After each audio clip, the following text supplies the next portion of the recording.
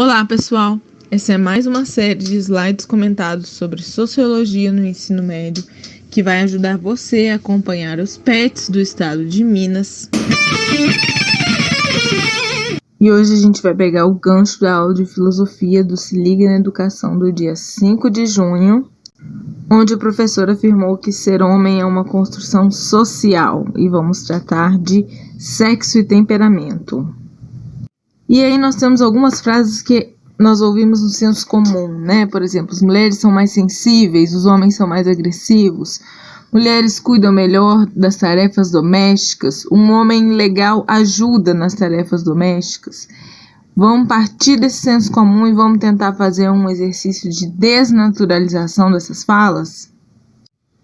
A antropóloga Margaret Mead, lá nos anos 30, vai escrever um livro chamado Sexo e Temperamento a partir de um estudo que ela faz em 3 comunidades indígenas que estão listadas aí, os Arapesh, os Mundugumor e os Chambuli. E ela vai comparar essas 3 sociedades indígenas com a sociedade dela, onde ela vivia nos Estados Unidos nos anos de 1930.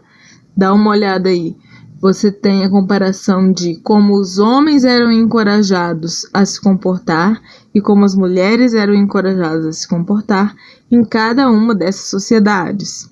E ela vai dizer, embora em todas as sociedades conhecidas pelos antropólogos a diferença entre as genitálias traga alguma diferença entre os papéis desenvolvidos pelas pessoas numa determinada sociedade, não é em todas as sociedades que ter uma genitália diferente da outra faz com que você seja alguém diferente, ou seja, não é em todas as sociedades em que uma genitália vai definir que você é uma pessoa, né? Você é um homem ou você é uma mulher e isso significa que vocês são seres diferentes que vão se comportar de maneiras diferentes e que vai ser esperado de vocês um temperamento diferente. Por isso que está aí sexo diferente de temperamento. Não é possível dizer que o temperamento de um indivíduo deriva do seu sexo biológico. Então, por que eu falei com vocês no comentário lá do primeiro vídeo que a gente não pode se apressar em responder a pergunta, né? Mulheres são mais emotivas do que homens? Porque a população de mulheres ela pode sim vir a ser, em média, mais emotiva do que a população dos homens se ela for educada para isso. Ou seja, se as mulheres crescerem em um ambiente cultural onde elas são ensinadas, encorajadas, estimuladas desde cedo e a todo momento a serem mais atenciosas, gentis, responsáveis, com os cuidados domésticos, com a família, etc. Então, a pergunta correta a ser respondida aí é: as mulheres são naturalmente mais emotivas do que os homens? Aí você pode responder que não, né? Não existe uma correlação natural entre mulher, emoção e homem, razão. Existe uma construção social em cima disso que vai todo o tempo vincular a forma como você se comporta ao seu órgão genital. Ela vai dizer que entre os Arapesh e os Mundugumor não existe diferença entre o que se espera de comportamento de homens e mulheres. Entre os Arapesh, tanto homens quanto mulheres são estimulados a serem dóceis, atenciosos, gentis.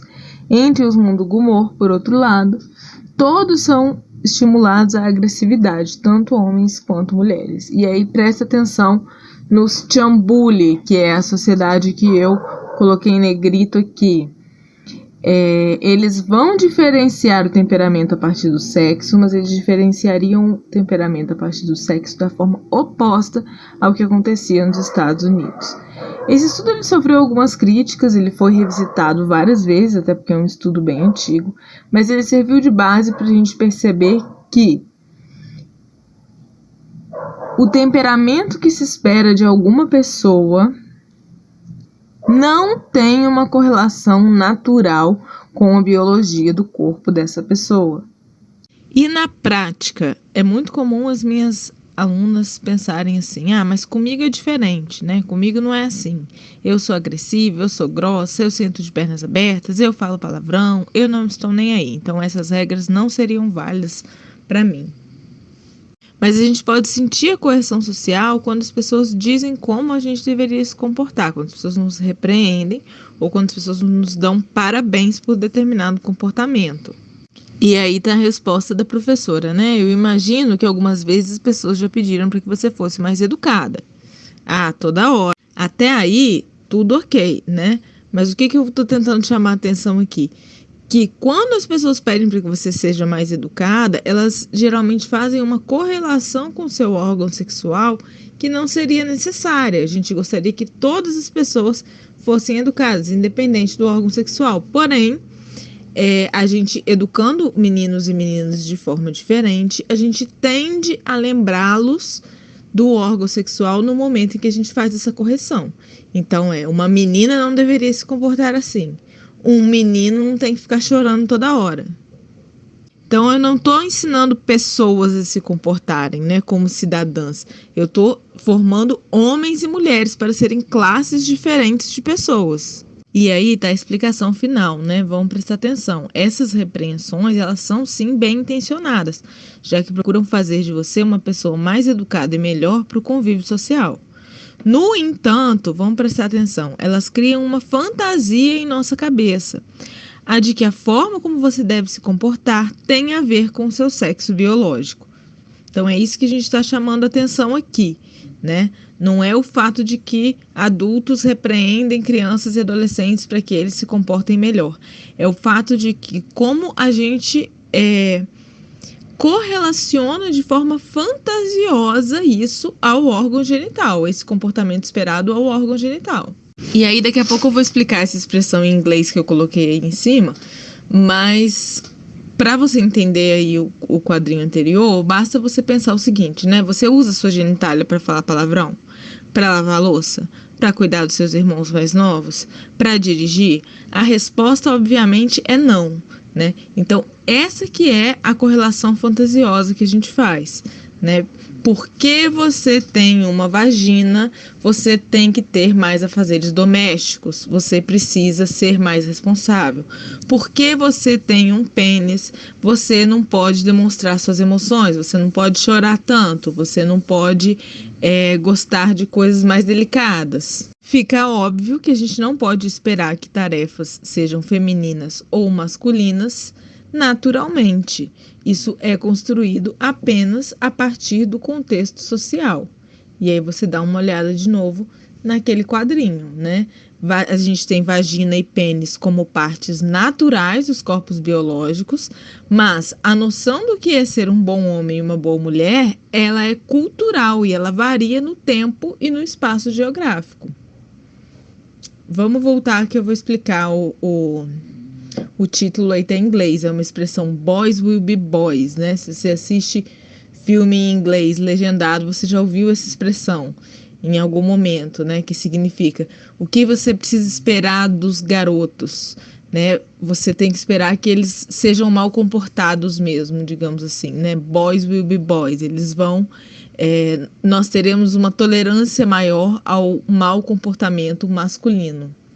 Porque garotos se comportam assim, garotos são desorganizados, garotos eventualmente são desrespeitosos, garotos eventualmente vão cometer aí arruaças, bagunças, coisas que das meninas a gente tolera menos.